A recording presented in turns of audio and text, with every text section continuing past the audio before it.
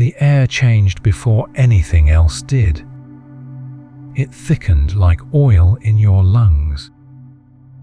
And the sky shifted just enough to make your bones whisper warnings you couldn't translate.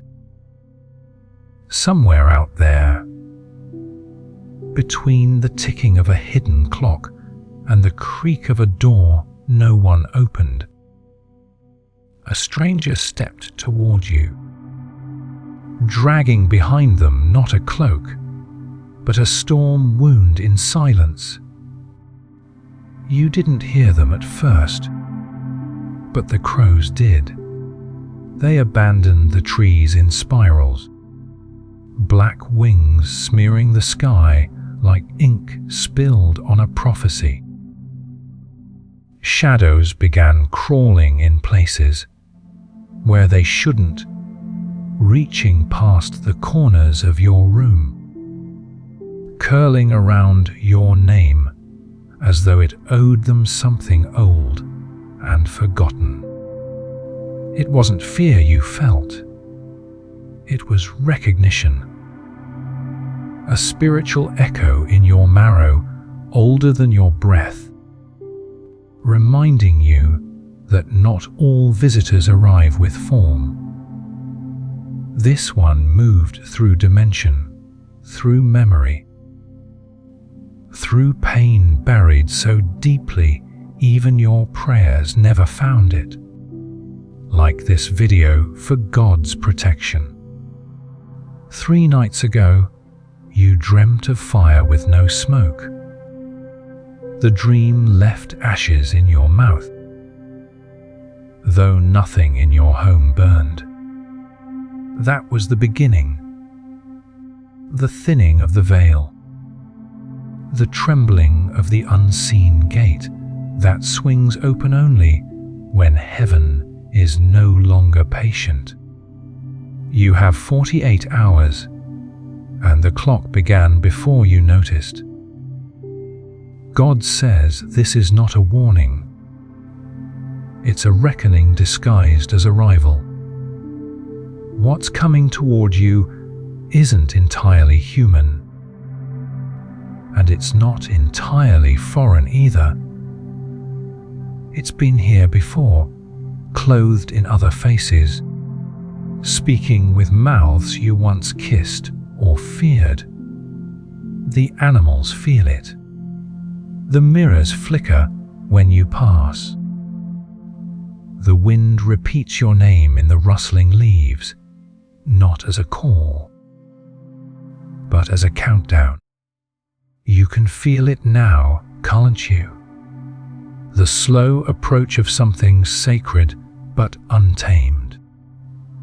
The vibration beneath your skin isn't anxiety, it's preparation. There are things that only show themselves when it's too late to hide. You're about to see them. The night before last, the stars refused their positions, reordering like soldiers in formation, leaving a hole in the sky shaped like a wound. The stranger stepped through it. They are no longer waiting for permission to arrive. They don't knock. They never have. They appear. And when they do, they bring your unspoken choices into light. The ones you thought time would bury, the ones you swore would never speak again. But time doesn't forget what blood has witnessed. And the hourglass, turned in reverse, is louder than thunder. This is not a trespass. It is an invitation to unravel. Not everyone gets this kind of visitation. God says there are moments in a soul's life when heaven leans too close for comfort, and hell shrinks back in recognition. You are standing in one of those moments now. People around you begin to shift. Some will retreat without explanation. Others will behave like something unseen has whispered against their hearts. The stranger bends reality around you like a heat wave, warping intentions, stirring unrest, prying truth from the mouths of liars who once smiled without guilt. Time begins to misbehave. Hours stretch like dusk that won't settle, and seconds snap like wires pulled too tight. The earth under your feet feels less solid, not because it's breaking, but because it's waking up. The stranger is close now, so close their silence pulses in your blood. You may try to distract yourself. You may go to work, hold conversations, stare at glowing screens to feel ordinary again. But the ordinary has already left the building, and in its place comes something ancient, something judicial, something dressed in paradox. It's not what you think. This is not a punishment. This is a preparation for collision. The stranger comes not with chains, but with keys, and you must decide which doors to open and which to burn shut forever. But be warned, not all locks want to stay closed. Archangel Michael says the ground beneath your story is cracking, and the sound of its breaking will summon every unrepented word ever spoken against you. This is not justice in the way the world defines it. This is divine balancing, and it doesn't speak in fairness. It speaks in truth. When the stranger arrives, they won't use your language. They will communicate through disruption, synchronicity, and the strange rhythm of events that make no linear sense, but feel undeniably real. You won't need to understand them. You will only need to recognize what they bring. They bring exposure. They bring endings disguised as opportunities. They bring the unraveling of masks you didn't know you wore, and the revealing of a version of you the earth has not yet witnessed. That is why the ground quakes. That is why the sky has turned its face. This is not the end, but it is the end of what could no longer serve you. And some things must be burned before new things grow. You are not being punished. You are being chosen for sight, for shedding, for truth that will split you clean in two and demand your reassembly. There will be no turning back after this. No return to smallness. The stranger brings a threshold, and once crossed, the winds behind you collapse, the bridge with holy fire.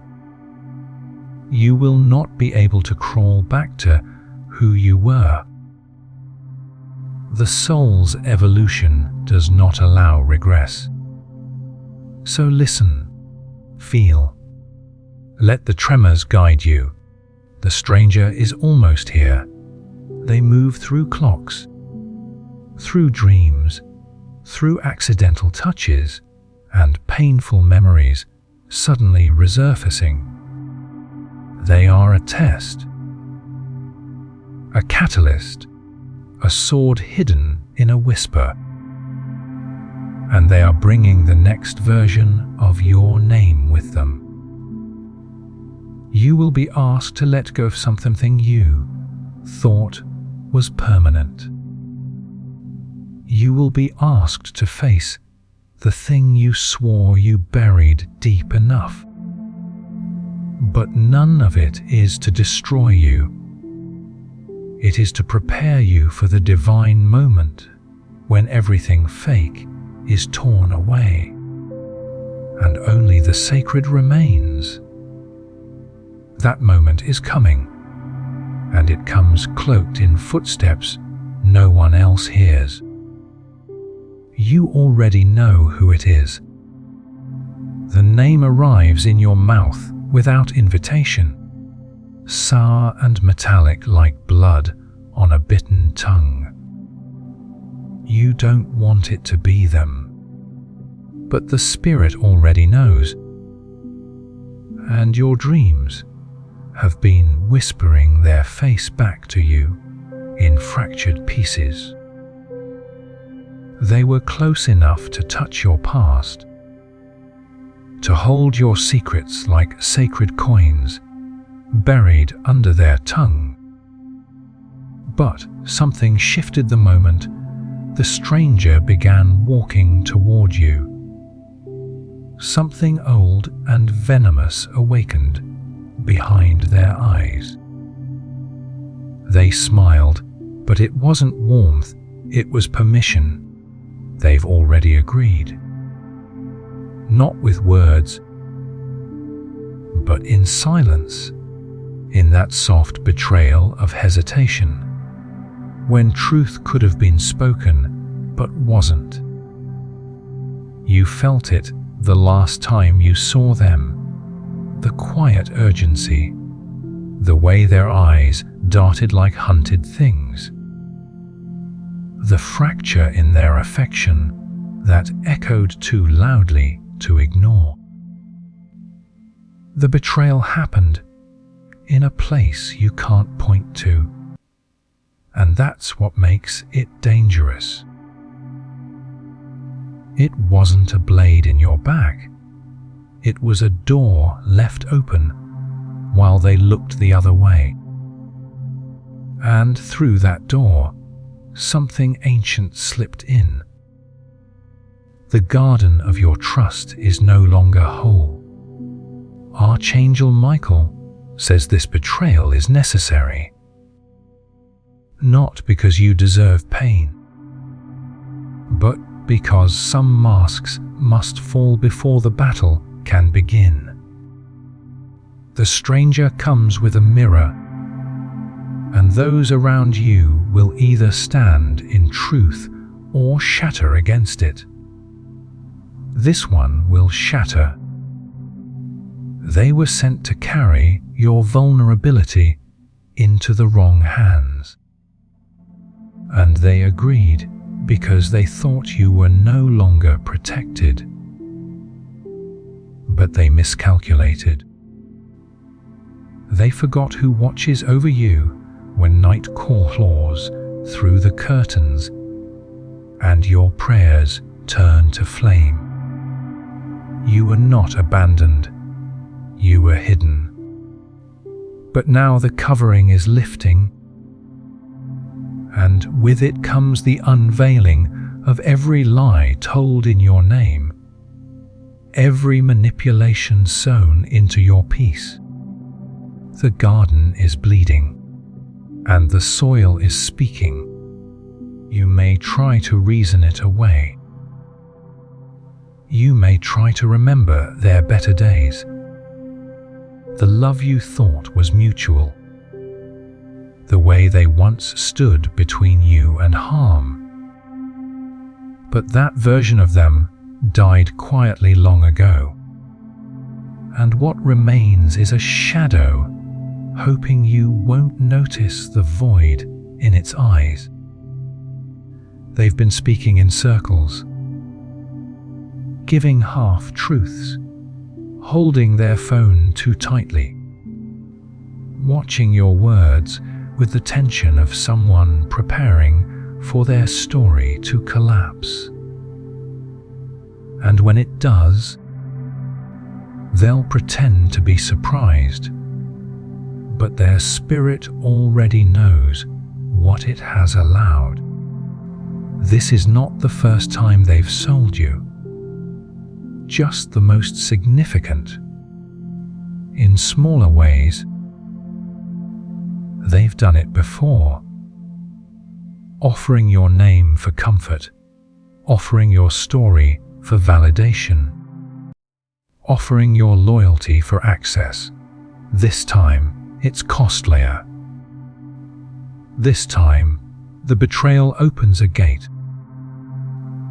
The stranger has been listening. They've heard what the betrayer said about you. They've followed the trail of spiritual fingerprints, left behind in careless conversations and intentional silences. They are coming not to punish, but to reconcile. And reconciliation requires light, bright enough to blind. God says your garden must be purged.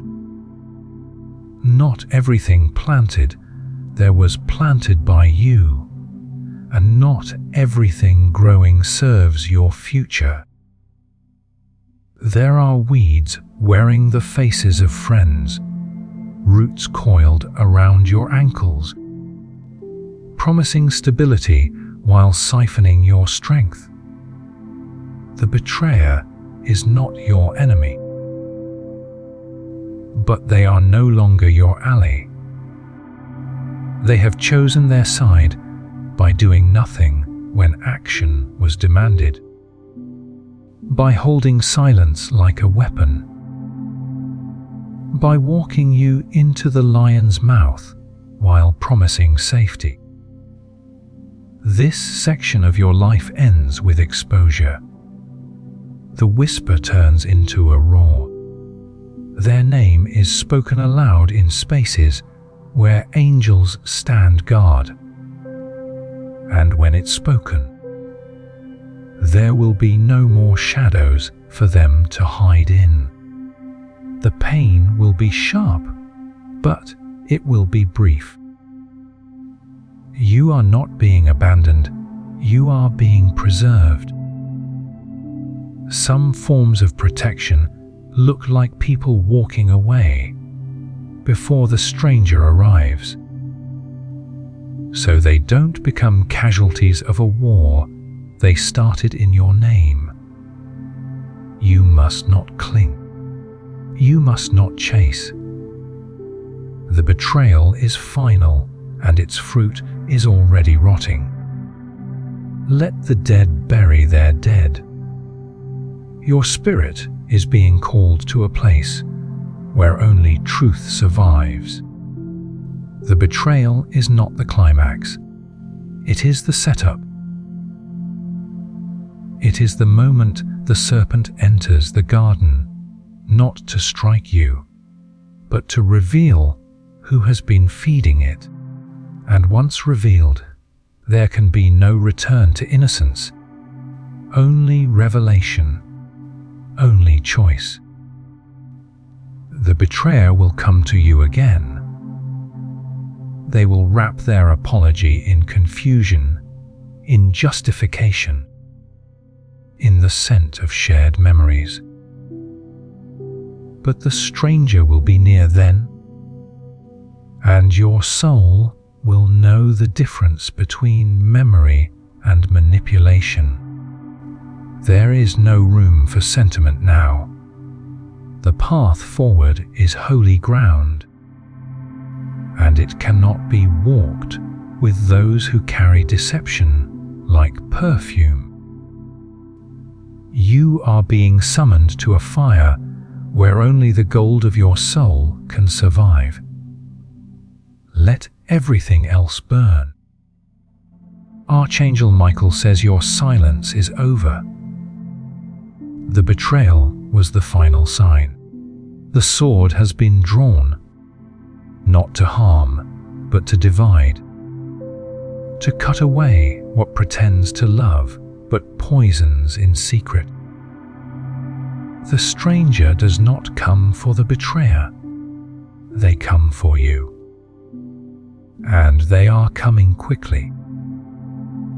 This is not the first garden that has tasted betrayal, but it may be the last time yours does.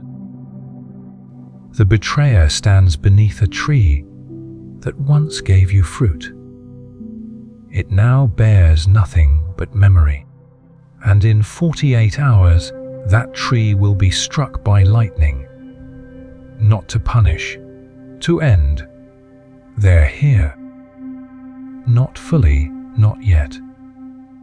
But the line between worlds has thinned to a breath, and the stranger stands at the edge of it, watching, waiting, weighing the soul that trembles just behind the front door. You don't see them with your eyes, but your spirit already knows the shape of their presence. They move like silence made flesh, like thunder waiting for permission. Light bends around them, shadows stretch to accommodate them, and time warps in their favor. The moment they placed a foot on the boundary of your reality, every force that ever meant to bury you went still, sensing that the days of unchecked dominion are numbered. You feel it strongest when you're still, when the noise fades and the false comfort of routine no longer shields you. Your hands shake with memory, your chest tightens with grief you thought was buried, and your breath comes in shallow fragments. This is not anxiety. This is holy anticipation. The soul remembers what the mind has forgotten. You may feel a pull toward old places, rooms that made you, fields you once ran through, graves you never visited. The stranger touches more than your now. They awaken your before. They call the echoes to gather, and suddenly the unfinished becomes urgent, the forgotten becomes loud, the dismissed becomes undeniable. God says there is no hiding place left. The stranger is not fooled by your curated silence. They've come for what is real, and they will walk through your illusions like smoke. What you've denied will rise. What you've buried will break open. This is the hour of reckoning. This is the hour of truth. The atmosphere shifts as they approach. Things fall without cause. People behave as if provoked by invisible hands. Time refuses to obey. The spiritual realm stirs around you like the ocean before a storm, and every molecule in your blood begins to respond to a voicey. It doesn't remember learning, but never stopped obeying. The betrayal has already been revealed. The house has begun to burn in places only you can see. Now, the stranger extends their hand, not to lead, not yet, but to measure. They are testing your capacity for release, your willingness to shed the weight of who you were in favor, of who you were born to become. They speak in unraveling, not in words, but in events. Things will break. Relationships will splinter. Money will vanish. Opportunities will collapse just as your hand reaches for them. This is not punishment. This is purification. They are tearing the counterfeit from your grip, so your hands can finally hold what's divine.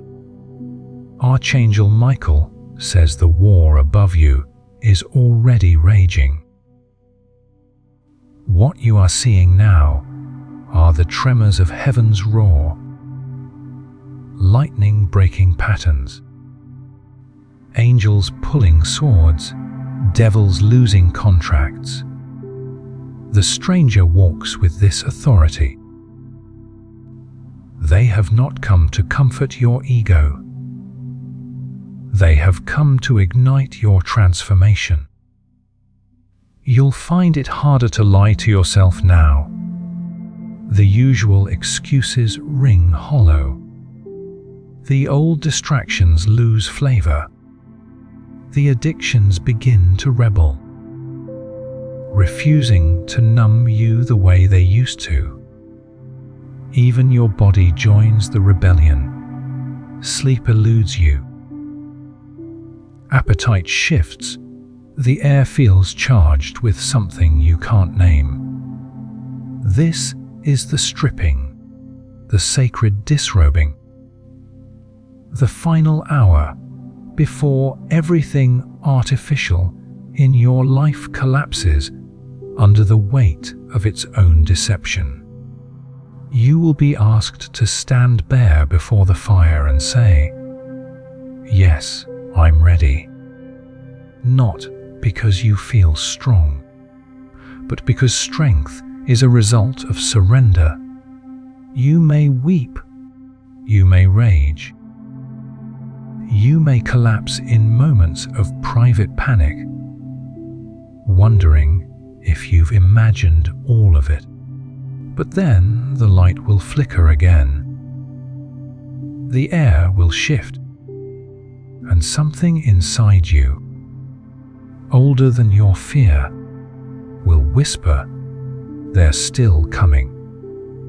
The stranger is not bound by doors or distance. They are already in your mirror, already in your sleep, already in the flicker of emotion that doesn't match the scene you're watching. The voice in your head that doesn't sound like yours, but speaks with authority. They are everywhere you denied them entry, and still they wait, not for your permission, for your alignment. God says this moment has been ordained. Nothing about this encounter is random. You were prepared for it before your name was ever spoken in flesh.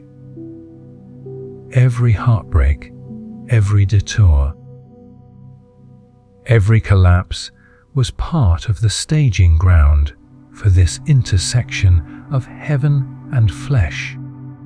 You were never off course. You were being prepared for a moment when your soul would meet the sacred stranger and be given a choice.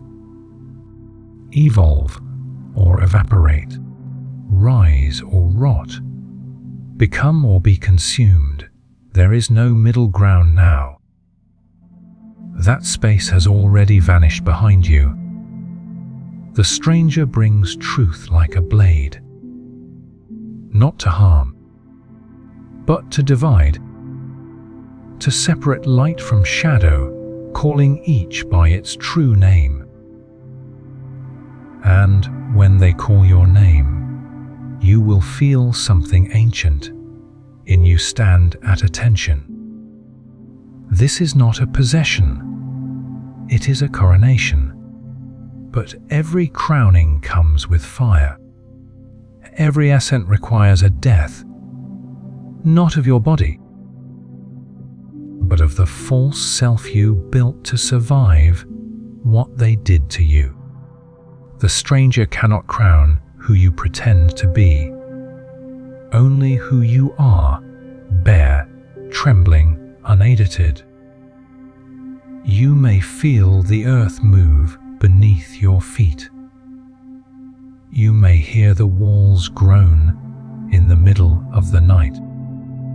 You may find feathers where no bird has flown, keys where no door waits, symbols drawn in places no one else touched. These are the markings of divine proximity. The threshold is alive. Archangel Michael says your silence has been shattered for a reason.